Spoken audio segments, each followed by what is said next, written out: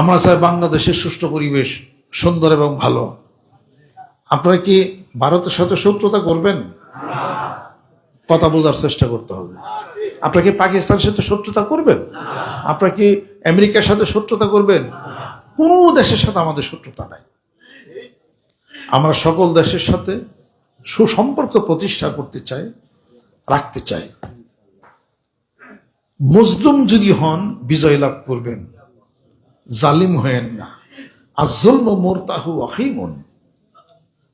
তাহলে পরে অত্যাচার করলে তার প্রতিফল ভয়ঙ্কর, সে হেরে যাবে।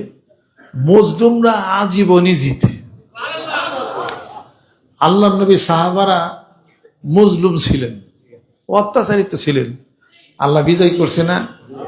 ইন্না ফাতাহনা লাকা ফাতহাম মুবিনা লিয়াগফিরা লাকাল্লাহু মা মিন যামবিকা ওয়া মা তাআখার ওয়া ইউতিম্মা নি'মাতাহু আলাইকা ওয়া ইয়াহদিয়াকা সিরাতাম মুস্তাকিমা। আপনাকে এক প্রকাশ্য বিজয় দান করেছি। সুবহানাল্লাহ। সুলহে হুদাইবিয়া কেমন কথা! 450 মাইল দূর থেকে হজ করার জন্য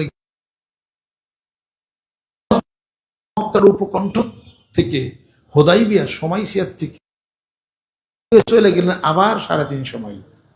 অপমান বেজ্জতি না? এটা একটা জুলুম না? আল্লাহ বলছেন জুলুম না, মহান বিজয়। সুবহানাল্লাহ। কোন দেশ যদি আমাদেরকে জুলুম করে একটু সহ্য করেন, অপেক্ষা করেন, এটাই আমাদের বিজয় হবে। সুবহানাল্লাহ। চুপচাপ থাকেন, আমরা সুসম্পর্ক রাখবো সবার সাথে। কারোর গোলামি করব না, ভারতের গোলামি করব না, দেশের ভালোই বলবো, পাকিস্তানেরও গোলামি করব না। দেশকে ভালোবাসি, দেশকে সম্মান করি, দেশকে শ্রদ্ধা করি। দেশ কারোর কাছে বিক্রি করা যাবে না। মাথা বিক্রি করব না, আল্লাহর কাছে মাথা বিক্রি করব। সমস্ত গোলামির জিনজির থেকে এই পাক ভারত মহাদেশ 250 বছরের গোলামির জিনজির টেনেছে সেই ব্রিটিশ বেনিয়াদের অধীনে। সেখান থেকে মুক্ত হই নাই, যেরকম আবারও মুক্তি হব, চিন্তার কোনো কারণ নাই। এই জন্য তো কবি বলেন, 200 বছরের নিঠুর শাসনে গড়া যে পাষাণ বেদী, নতুন প্রাণের অঙ্কুর জাগে তারি অন্তর ভেদে। 200 বছরের নিঠুর শাসনে গড়া যে পাষাণ বেদী, সেটা তো ভাঙছি। যেরকম ঠিক কিনা? কি প্রচন্ড গতি! কারা রইল হুকপাত, কারা রইল হুকপাত, ভেঙে ফেল করে লোপার শীতল পূজার পাষাণ বেদী। ওরে ও তরুণী সা, কি প্রচন্ড গতি! এক গতির চুটে ওই জিঞ্জির সব ছিঁড়ে একাকার হয়ে গেছে।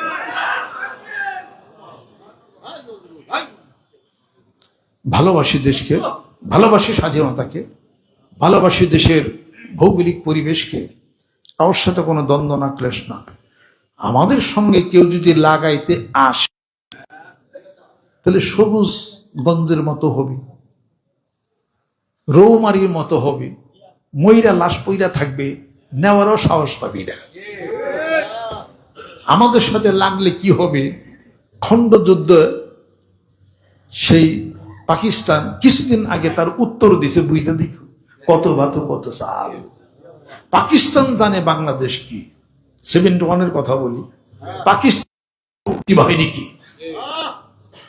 পাকিস্তান জানে ছোট ছোট বাচ্চা ছেলেদের তাদের ইমানের দীপ্তের সামনে, প্রচন্ড গতির সামনে ওই পাকিস্তান বাহিনী হেরে গেছে।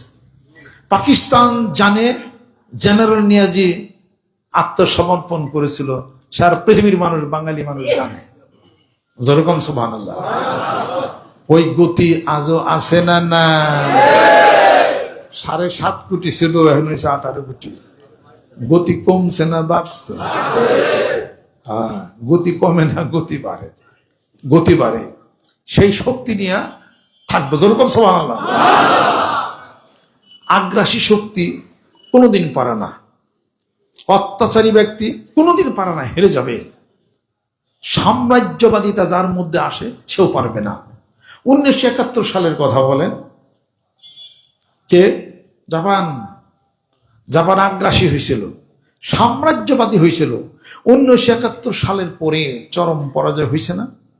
আমেরিকা ধমক দিছে, শুনে নাই।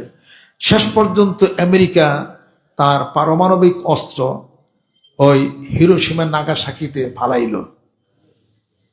ওই সময় একচুটে তখন 1 লক্ষ মানুষ মইরা ছাই হয়ে গেছে। আগামী 1 বছরের মধ্যে আরো 1 লক্ষ মানুষ মারা গেছে। আইজও জাপানের সেই হিরোশিমা নাগাসাকিতে বিকলাঙ্গ শিশু জন্মগ্রহণ করে। তারপর থেকে জাপান আত্মসমর্পণ করে যুদ্ধের হিসাবপত্র কেটে দিল, আর যুদ্ধ করা বন্ধ করে দিল। যারা যুদ্ধ করবে না, আমি আমার দেশকে সাজাবো, আমার দেশের মানুষের উন্নয়ন কাজ করব। আর দেশের উন্নয়নের জন্য জাপান মন নিয়োগ করলো। এবার জাপান নিজের দেশকে সাজানোর জন্য ভাই ভাই সুসম্পর্ক প্রতিষ্ঠা করলো, এলাকাতে সুসম্পর্ক প্রতিষ্ঠা করলো, মারামারি কাটাকারি রক্তপাত হানাহানি বন্ধ করে দিল। জাপান এখন প্রযুক্তিতে সারা বিশ্ব পৃথিবীর উপরে। সুবহানাল্লাহ।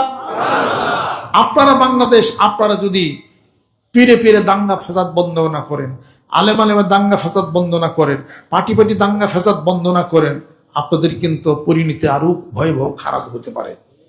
অতএব সুসম্পর্ক প্রতিষ্ঠা করেন, একজন আরেকজনের নিরাপত্তা দেন, ভালোবাসেন, সম্মান করেন, শ্রদ্ধা করেন, দেশকে ভালোবাসেন। দেশের টাকা বাহিরে নিয়েন না, দেশের টাকা সব ফিরিয়ে আনতে হবে এই দেশে।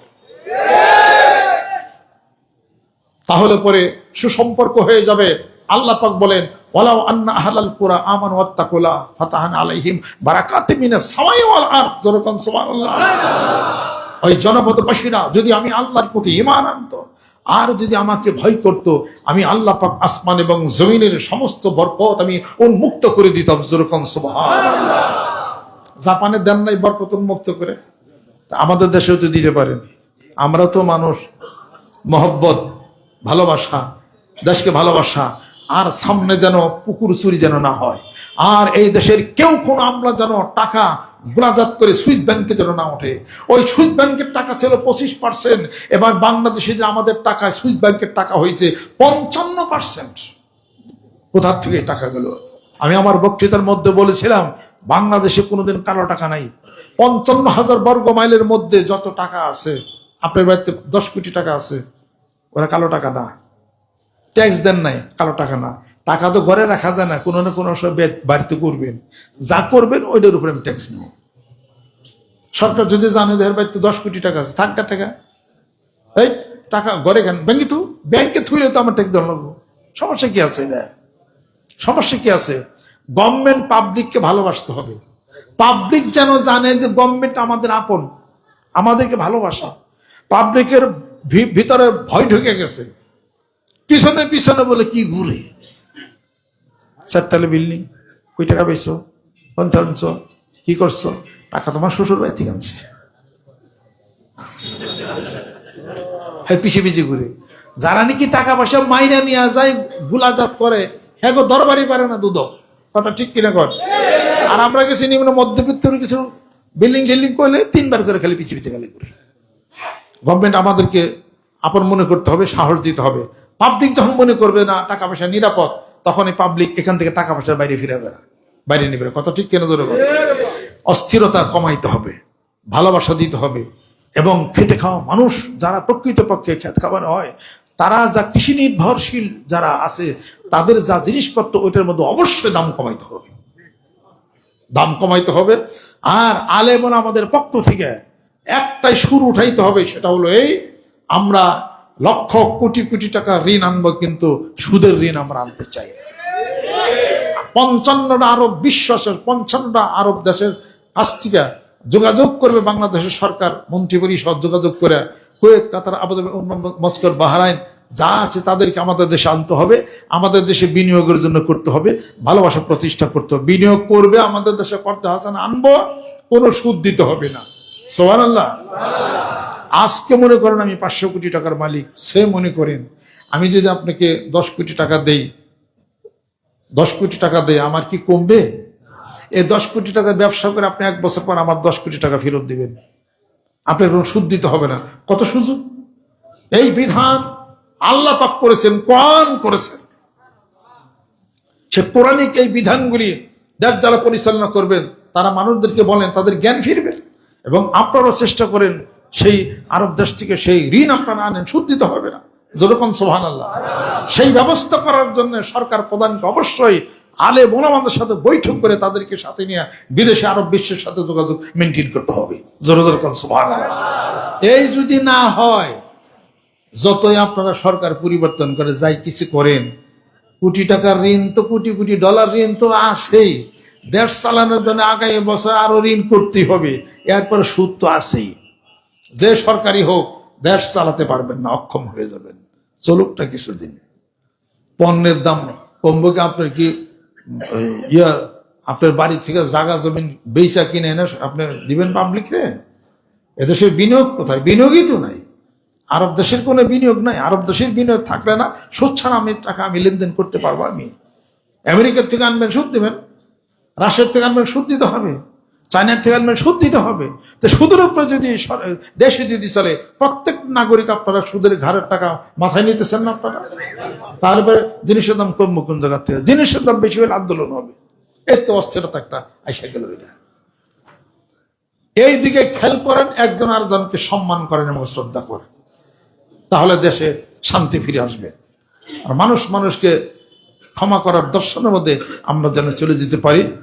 আর আলেমদেরকে সম্মান যেন, যে কোনো সরকার প্রধানই হোক, আলেম ওলামাদেরকে সম্মান শ্রদ্ধা দেওয়া, তাদেরকে বৈশা দেওয়া, এই করা।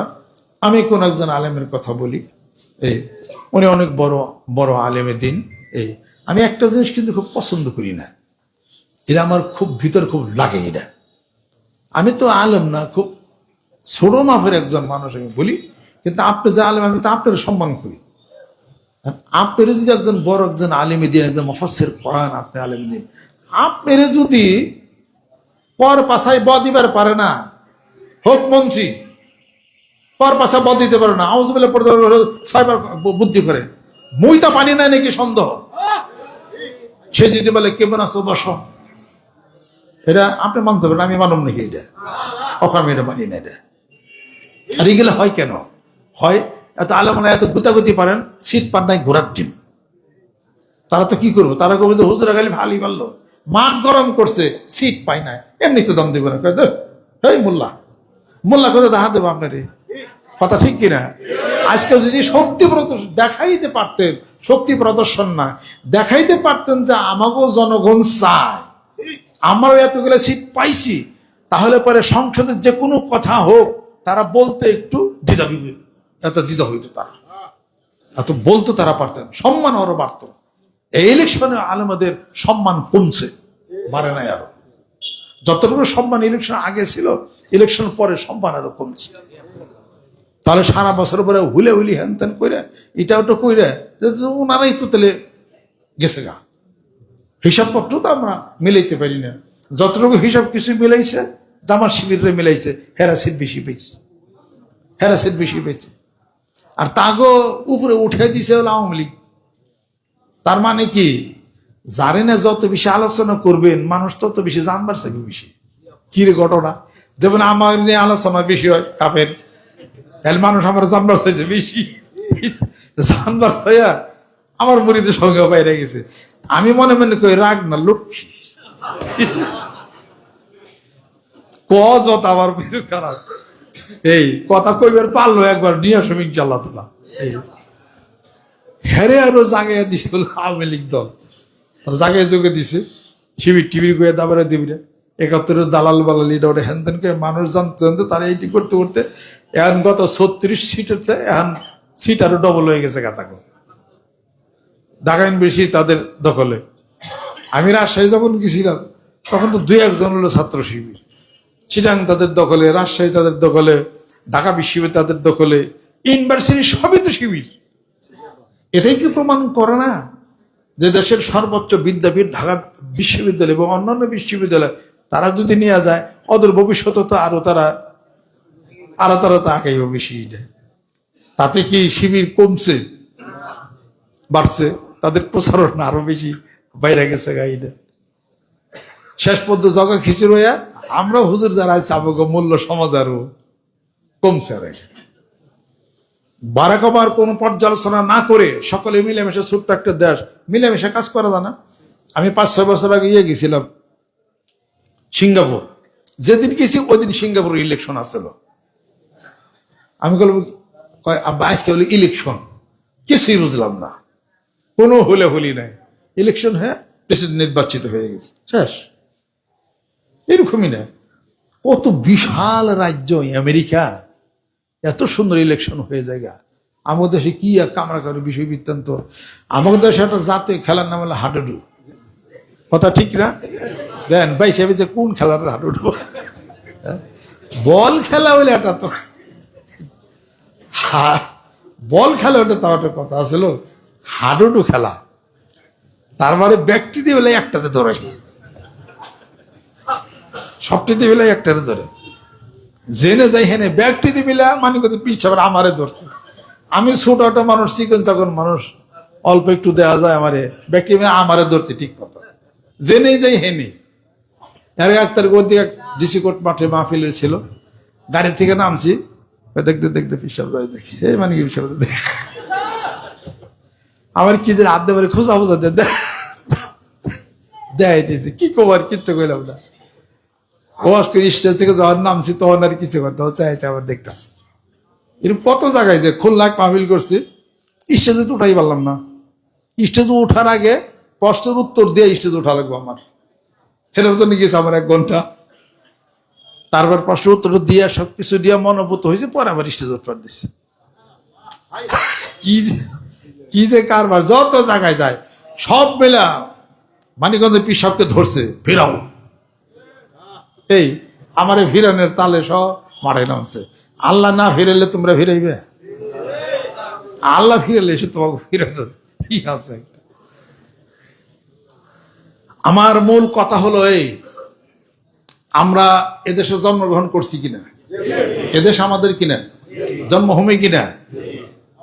আপনি অস্ট্রেলিয়াতে বাড়ি, খুব নামি নামি মানুষ না আপনার, আপনি দেশ ছেড়ে অস্ট্রেলিয়ায় গেছেন কি করবার নেই? আপনি অস্ট্রেলিয়া যাবে পারেন, শান্তি পান নাই। কানাডাতে যাইতে পারেন, শান্তি পান নাই। আমি শুনে আইছি ওই যে লন্ডনে যাদের সাথে দেখা হয়েছে, থাকি ভালো, পরিবেশ ভালো, কিন্তু শান্তি নেই। আমরা তো জানি লন্ডনে থাকি, কত জানি তারা শান্তিতে থাকে, কত ভালো কয় না, কয়দিন থাইকে দেন, কেউ কেউ চিনি না, কি নিয়ে আইসি, নিরাপত্তা আছে আর কি, ঠিক গাছ গোছ লাগিয়ে আছে, পার্ক আছে আর কি। কিন্তু কোনো আমাদের দেশে তাই না, ওমরা বলো একটু হাটে, এমরা এটি করে, সাইকেল সুইকেল চালায়, কত কিছু একটা হিসাবপত্র আছে। বিদেশ থাইকা এটার কোনো, আমার দেশই হলো শান্তি। সুবহানাল্লাহ। এদেশকে ভালোবাসেন, এদেশে থাকেন, এদেশে ভালোবাসেন, এদেশের দেশকে আরো সুন্দর করেন, ভালো করেন। জাপানিরা যদি পারতে পারে, আমরা পারবো না কেন? আমেরিকা কানাডা যুদ্ধ হয়েছে না? হয় নাই? রক্তক্ষয়ী সংঘর্ষ হয় নাই আমেরিকা কানাডা? বন্ধুত্ব হয়েছে কিনা? হন জনগণ, বন্ধুত্ব হয়েছে কিনা? হয়েছে। তবে একটা ব্রিজ এখনো দিবার দেয় নাই। সুবহানাল্লাহ। কানাডার আমেরিকার মধ্যে একটা ব্রিজ আছে, ওটা এখনো খুলে নাই। কি লিগে আল্লাহ ভালো জানে, আমরা জানি না। ওটা খুলে হলো সমস্যা আছে, ওইটা একটু চালু হইলে কাম হয়ে যায়। যুদ্ধ হয়েছে রক্তক্ষয়ী, আবার সমস্যার সমাধান হয়ে গেছে। যেরকম সুবহানাল্লাহ। যুদ্ধ হইতে পারে, বহু জায়গায় যুদ্ধ হয়েছে। ইরাক ইরান 8 বছর রক্তক্ষয়ী সংঘর্ষ হয়েছে না ইরাক ইরান? ও অনেক যুদ্ধ আছে নাই, এখন সমঝোতা হয়ে গেছে। যেরকম সুবহানাল্লাহ। আমাদের দেশে যুদ্ধ হয়েছে, পাকিস্তানের সাথে বাংলাদেশের সাথে হয়েছে, তারা হেরে গেছে, তারা চলে গেছে। এই 55 বছরের এই যুদ্ধ নিয়ে কি আইজও আছে? যুদ্ধ নিয়েই যদি বাঙালি থাকে তো পিছিয়েই পড়ে যাবে। এটা পিছনের ইতিহাস টানা যাবে না। পিছনের ইতিহাস টানতে গেলে পিছনেই চলে যাবেন। পিছনের ইতিহাস থেকে সাক্ষী নিয়ে সামনে পদক্ষেপ দিতে হবে। সুবহানাল্লাহ।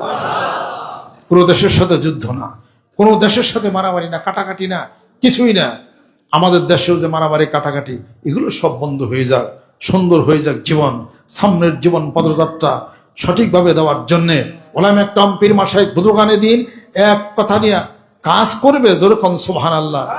সেই জন্য আসছিলেন ভারত উপমহাদেশ থেকে, আমাদের দেশেই পীর মাশায়েখ বুজুর্গানে দিন আসছেন, আরব দেশ থেকে এদিক দিয়ে হয়ে এদিকে আসছেন, নদীপথে আসছেন, এই দিক দিয়ে কেউ আসছেন। আসার পরে দেশ আলোকিত হয়েছে। আল্লাহর ওলিরা যারা আছেন পীর মাশায়েখ বুজুর্গানে দিন, যারা কোরআন এবং সুন্নাহর ভিত্তিতে যারা চালান, তাদের দরবার, তাদের মসজিদ খানকার মাধ্যমে মানুষদেরকে আমল আকীদা পূরণের জন্য আত্মশুদ্ধির ব্যবস্থা করে কাজ করা হচ্ছে। মানিকগঞ্জ দরবার শরীফের নেতৃত্বে ঠিক তারই ধারাবাহিকতায় সেই কাজ আমরা করছি। কোনো পীর কোনো দরবারের সাথে আমাদের কোনো ঠেলাঠেলি নাই। আমরা আহ্বান করি উল্টাপাল্টা কথা বলা কওয়া সব বন্ধ করে দিয়া একজন আরেকজনকে ফোন করেন, টেলিফোন করেন, সম্মান হবে, শ্রদ্ধা হবে, বাড়বে, একজন আরেকজনের সংশোধন করে দিতে পারেন। জোরে জোরে কোন সুবহানাল্লাহ। বাংলাদেশকে সবাই সাজাই, সুন্দর করি, ভালো করি। আমি খোঁজখবর নেওয়ার চেষ্টা করি, সালামও পাঠাই, কিন্তু দুঃখের বিষয় যারা মোটামুটি সারা বাংলাদেশে মানে কোনো কন্ট্রোলই জাগো করা যায় না, এই দরবার দ্বারা আমি কথা কই, আমরা ফোন করছি এখনো গ্রিন সিগন্যাল পাইনি, এখনো রেড সিগন্যালে আছে। আল্লাহ জানে কবে গ্রিন সিগন্যাল পাবো। আল্লাহ রাব্বুল আলামিন বলতেছেন ইন্নামাত তাওবাতু আলাল্লাহি লিল্লাযিনা ইয়ামালুনা সুআ বিজালাতিন সুম্মা ইয়াতুবুনা মিন কারিবিন।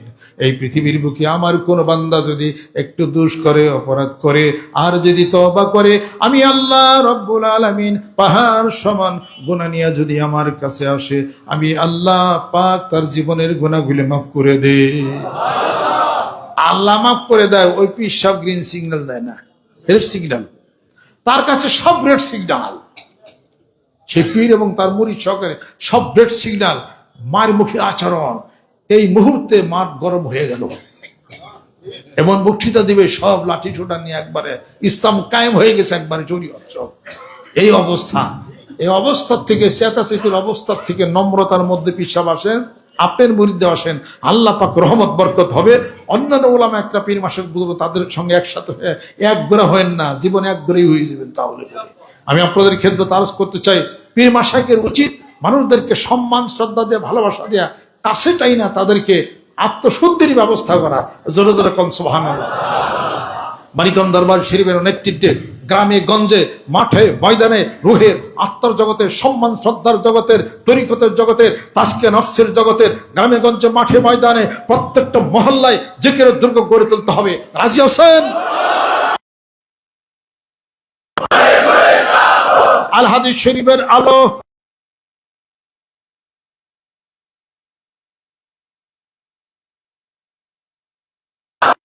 শুদ্ধির আলো,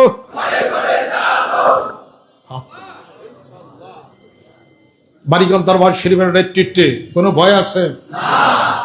ভয় আল্লাহর। এ দরবার খেলাফত প্রাপ্ত গদিন না, একটা জিনিস শক্তি আছে। আর বেশি ঠেলা ঠেলে পারলে, যারা ঠেলা ঠেলে পারবো, মান্দার কাছে সাথে রাগ করে যদি জোর করে নাম্বার যায়, কোন জায়গাতে ফারে আপনি কমরা কথা খেয়াল করছেন? আপনার উপরে থেকে নাইবার দেখে কোন জায়গায় সিরা মিরা যায়, এর পরে আবার কয়ে ফোন করি না জাম্পা কাছে উঠছিলাম তো, নাম্বার দিয়ে হেস উঠ দিচ্ছি, সিরা মিরা একটা ভাইটা মেরে গেছে এক জায়গায়। আমি সেটা মেসেজটা রেকর্ড করে রাখো। আমরা এটা আপনাদের খেদমত আবার আরজ, আল্লাহ পাক যেন সুন্দর করেন, আল্লাহ পাক যেন জীবন ব্যবস্থা ভালো আল্লাহ পাক যেন করেন। অতএব কোনো ভয় নাই, খেলাফত নিয়ে দরবার চলছে। যেরকম সুবহানাল্লাহ। এই জন্য কোনো ভয় নাই। নকল করে পাশ করছি নাকি, তাও ভয় নাই। বয়া সার্টিফিকেট আনছি, তারও কোনো ভয় নেই। ভয় কোন জায়গায়? পীর মুরিদে কোনো ব্যবসায় নামছি, কের ভয় এটা? আমি তো কিছু দেখি না, ভয় তো আল্লাহরে পাবো এটা। এই জন্যে মাঠে নামতে হবে, মাঠে, গ্রামে গঞ্জে, মাঠে ময়দানে 5 কোটি মানুষের টার্গেট নিয়ে নামতে হবে। আমরা কোনো পার্টি করে, যদি পার্টি করি মানিকগঞ্জ দরবার শরীফে, সেই পার্টির নাম দেবেন কিয়ামত পার্টি। যা দিহি আইস কিয়ামতের পরে কোনো পার্টি নেই। আমার দরকার নেই সেগুলো আমি বুঝি না। আমি এই দেশকে ভালোবাসি, ভালোবাসা না সামনে নামছি ইনশাআল্লাহ তাআলা। আল্লাহ পাক যেন কবুল করে নেয়। আলেম ওলামাদের প্রতি, অন্যান্য আলেম ওলামাদের প্রতি আমার হলো আহ্বান, যেখানে আপনাদেরকে আপনি বলে কথা বলবে না, তুমি বলে বলবে, ওই পার্টিরই আমার তো কোনো দরকার নাই। আলেম ব্যক্তি মুফাসসির কোরআন যিনি আছেন, কোরআনের তাফসীর যিনি করেন, সর্বোচ্চ সম্মানিত ব্যক্তিত্ব তিনি। যে হাদিস শরীফ চর্চা করেন, সে হলো সবচেয়ে বড় পদের কথা না, সম্মানের ব্যাপার, সম্মানের ব্যাপার। নামাজ যে পড়ে না, খাই হলো বিড়ি, খাই হলো সিগারেট, রাতে খাই গাঞ্জা, চোখ হলো লাল। আমরা কিছু বুঝি না, বিশ্ববিদ্যালয়ে পড়ে আইছি, চোখ দেখলে ঠিক পাই কারা বাং গাঞ্জা খায়। সেইটি ডাক দিতে বলে, কেমন আছো, তোমাকে তো দেখি না। তুমি করে বলবে একদম মুফাসসির কোরআন কালেম কি, ওই পার্টির খেতায়, ওই পার্টির খেতায়। এখন যেই ব্যক্তি কোরআন কোরআন শরীফ হাতে না, কোরআনের তাফসীর করে, তার আজুরা কে দিবে? তোমার মতো পচা মানুষ টেয়া দিয়ে হারবে না, আল্লাহ দিবে। যেরকম সুবহানাল্লাহ। বলবেন যে আমি তো কোরআন তাফসীর পারি না, তুমি খালি সূরা ফাতিহা, সূরা আল বাকারার খালি বাংলা খালি অর্থ খালি মানুষের কইয়া দিও, সেই টাকাই তোমার জায়গা পাইবে না। শর্ত একটা, ওমা উমিরু ইল্লা লিয়াবুদুল্লাহ মুখলিসিনা লাহুদ্দিন। আর ভিতরে খুলিসা তানিস, আল্লাহ তোমার কোরআন আমি প্রচার করি, তোমার কোরআনের কথা আমি বলতেছি, আল্লাহ তোমার রিজিক বাড়িয়ে দেবে। যেরকম সুবহানাল্লাহ। এটার মালিক কে? তানজিল মির রাব্বিল আলামিন। এটার মালিক হলো আল্লাহ। তুমি আল্লাহর কথাগুলি কইতেছো, বুঝো না কিনা? কাজে তোমার রিজিক কে দিবে? মানুষ দিতে পারবে না, মানুষ দিবে না, আল্লাহ দিবে। যেরকম সুবহানাল্লাহ। কোন মাওলানা, কোন আলেম, কোন মুহাদ্দিস, কোন শাইখুল হাদিস, কোন মুফাসসির কোরআন অভাবী নাই। তার কারণ মহান মালিকের কথা তারা প্রচার করে। সুবহানাল্লাহ। আল্লাহর আশিক, আল্লাহর পাগলেরা সেই কল্পনাকে হাতে নিয়ে সামনে আমরা আগাবো। যেরকম সুবহানাল্লাহ।